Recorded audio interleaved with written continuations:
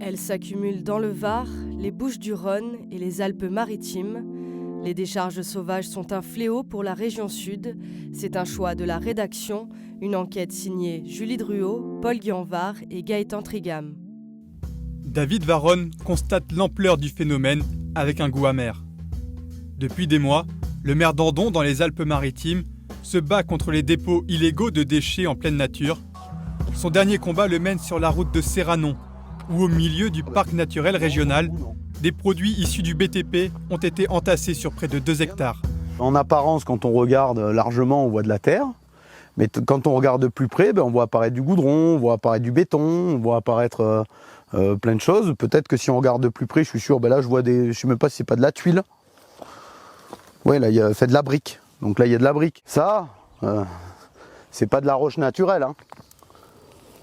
Dans sa lutte contre les dépôts sauvages, il est en relation avec les gendarmes de l'OCLAESP, l'Office central de lutte contre les atteintes à l'environnement et à la santé publique.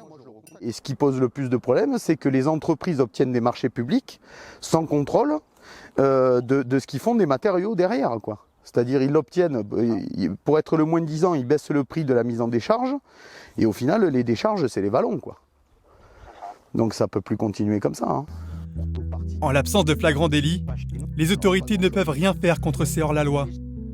L'organisation et le coût du nettoyage reviennent alors aux frais des municipalités. Et ça, pour nous, petites communes du Haut-Pays, c'est compliqué parce que si demain il faut tout enlever, tout trier, tout contrôler et qu'il faut envoyer dans des zones, dans des lieux, dans des décharges, on va dire autorisées, avec un tri obligatoire, ça coûte une fortune, quoi. C'est la ruine des petites communes. Direction Val-de-Roure à présent, où surgit un autre problème de ces dépôts, les répercussions sur l'environnement. En fait, en haut de la déchetterie, il y a eu des charrois de camions qui ont déversé des tonnes de matériaux dans un vallon. Et le vallon, en fait, il est au-dessus des sources de l'Artubie. Il y a du boulot. On va aller dans le vif du sujet. Ça a été vidé régulièrement, sans autorisation. Et là, en fait, dessous, vous avez l'Artubie. Des tonnes de déchets déversés sans scrupule à 2 pas de la déchetterie communale. L'affaire prend alors des allures de scandale sanitaire, car l'Artubie est la source en eau d'un bassin de population de 2 millions d'habitants entre Marseille et Toulon. Et là, à l'origine, c'est un vallon, quoi. Et le vallon, il a été comblé, en partie. Et voilà, on est à ça, au-dessus du vallon naturel. Ça a été aplati, ça a été vidé des camions. Si la nature a peu à peu repris ses droits dans le vallon, les conséquences sur les sols et les nappes phréatiques sont encore à déterminer. Serranon, Val-de-Roure, des cas parmi tant d'autres. Plus d'une centaine de dépôts illégaux fleurissent dans la région et touchent aussi bien les domaines publics que privés. L'association France Nature Environnement mène un long combat pour tous les recenser. Oui, Catherine, c'est Janine. Nous arrivons, d'ici 10 minutes, nous devrions être là. Janine Blondel, 83 ans, est en charge de ces dossiers pour l'association. Elle nous amène chez Catherine Bonino, une victime de ce fléau. Combien il y avait je crois qu'il y avait 4 mètres, il me semble. 4 mètres, oui, quelque chose Ouais. comme ça. Voilà, je dois avoir les photos ici. En 2018, cette assistante maternelle a besoin de terre pour mettre aux normes sa fosse septique. Ne pouvant s'offrir les services d'un professionnel, elle répond à une annonce sur Internet. Et le type, au lieu d'arriver avec 3 camions, il m'en a déposé 25. J'ai demandé des explications au terrassier. Alors le terrassier m'a donné 3 rapports de chantier intitulés Gestion des terres polluées. J'ai dit attendez, moi j'ai pas fait bac plus 40, mais quand il y a un doute, il y a marqué gestion des terres et ou barre de fraction ou polluées. Or là en fait c'était gestion des terres polluées. Donc j'ai dit bon écoutez on va éclaircir parce que moi je reçois des enfants quand même chez moi. Imaginez aujourd'hui un gamin avec un lymphome. Présence de zinc 40 fois supérieure à la norme, taux de cadmium 4 fois au-dessus. Les 1500 tonnes de terre qu'elle a reçues sont polluées. C'est pas de la naïveté, c'est un accord qu'on a passé entre 2 personnes adultes. Moi j'avais besoin de combler mes failles et un terrassé pouvait avoir de la terre en trop liée à un terrassement et s'en débarrasser. Chacun trouvait son compte. Dans ma tête, c'était aussi simple que ça. Qui va m'acheter une maison avec de la terre polluée? Vous? Non. Vous allez dire oh non. Après inspection de l'ARS, elle a interdiction de faire pousser des légumes et de manger les œufs de ses poules. Pire encore, à force de vivre dans cet environnement pollué, Catherine Bonino a contracté un cancer. Vous avez dans ce dossier tout ce qu'on a mis en place en essayant de trouver des accords, des machins, des trucs, des résultats de procédure. Et la lenteur, c'est pour vous montrer la lenteur de la justice avec un dossier de pollution. C'est-à-dire que, et ça c'est mon dossier santé, c'est-à-dire qu'un lymphome folliculaire, vous ne devez pas vivre dans un environnement pollué. Et moi, ça fait 3 ans que je vis dans un environnement pollué. Donc là, vous avez lymphome malin folliculaire à cellule B. Les procédures judiciaires lui ont déjà coûté 25 000 € et sont encore en cours.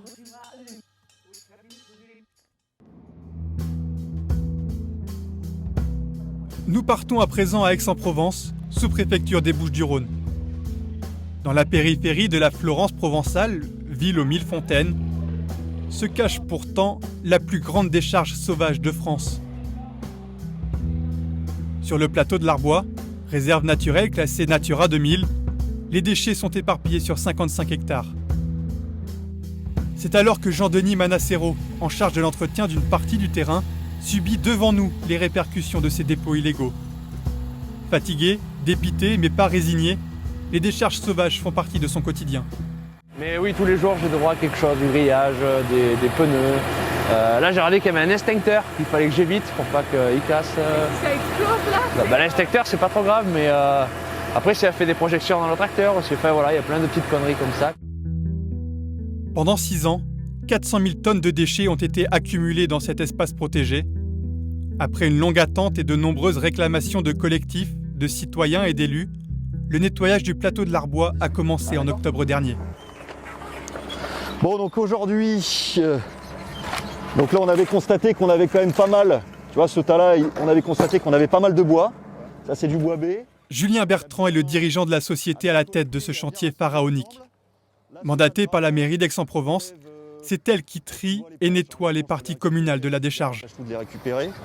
Par contre, tu as la fraction gravat à bien isolée, qui sera après de toute façon valorisée après sur le site de Gardanne. Dans le cadre des reconnaissances, il a fallu reconnaître, puisqu'il a fallu estimer les volumes.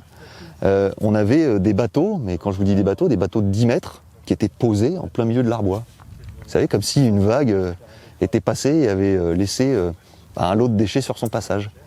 Un véritable tsunami de déchets issu à 70% de chantiers, dont le nettoyage se fait progressivement en raison de matériaux potentiellement dangereux sur le site. C'est-à-dire que maintenant, la zone est complètement dépolluée. Là. D'ailleurs, vous le voyez, les zones où il y avait les déchets, tout a été raclé, tout a été nettoyé. Et il ne reste plus que les déchets amiantés qui seront collectés à la fin de cette opération, puisque comme ça, on regroupe l'ensemble du volume amianté. Le nettoyage est une chose, mais les équipes en charge, sous la houlette de Mathieu Juge, le responsable d'exploitation, tentent d'agir à leur niveau pour empêcher que les dépôts sauvages persistent. Et donc pour éviter de nouvelles intrusions, on a créé des tranchées pour éviter que les camions ou les gens clés à remorque puissent accéder de nouveau à cette parcelle-là. Le terrain, donc la mairie d'Aix s'arrête au piquet orange là-bas qu'on peut voir. Et nous sommes intervenus il y a de ça à peu près 1 mois, donc sur la partie de droite. Donc là vous voyez la densité de matériaux qu'on peut voir en bord de chemin, là, c'est à peu près la même densité qu'on avait sur le terrain qu'on vient de nettoyer, quoi. Au loin, nous apercevons un homme en pleine fouille. Nous partons à sa rencontre. Vous récupérez quoi? Je récupère là par exemple, vous venez, j'étais en train de récupérer ça.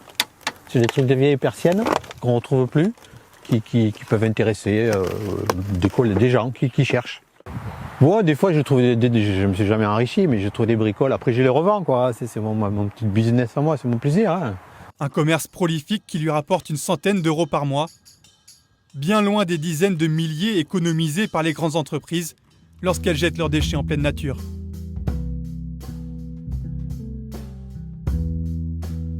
Chaque année, 80 000 tonnes de déchets sont jetées dans la nature partout en France.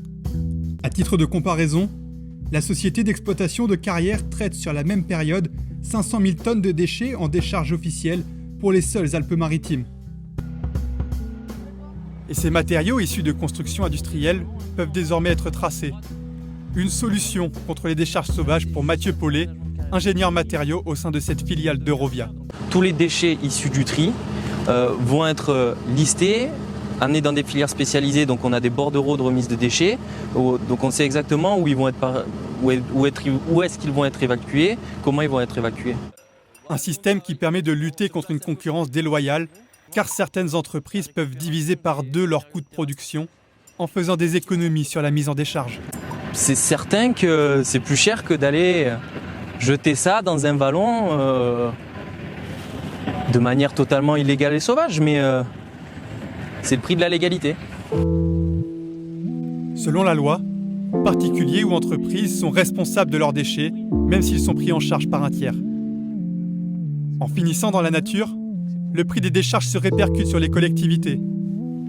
Sur le plateau de l'Arbois, les 8 semaines de travaux de dépollution ont déjà coûté 1,5 million d'euros.